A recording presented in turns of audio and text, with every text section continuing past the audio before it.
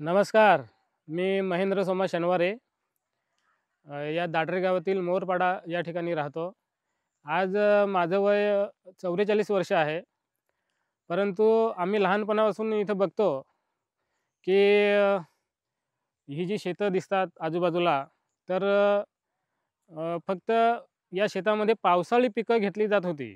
पावसाच्या पाण्यावर आम्ही पिकं घ्यायचो आणि दिवाळीनंतर पाऊस गेल्यानंतर इथं कोणत्याच प्रकारे पीक घेतलं जात नव्हतं किंवा रोजगार उपलब्ध नसायचा.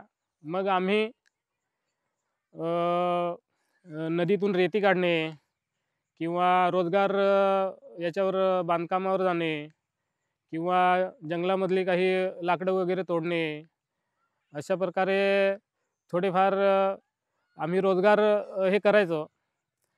आणि तेव्हा खूप बिकट परिस्थिती होती. काही लोकं विटांवर सुद्धा जायचे. वीट धंद्याला दुसऱ्या गावावर जायचे, स्थलांतर करायचे. कारण जगण्यासाठी पैसा खूप आवश्यक असतो आणि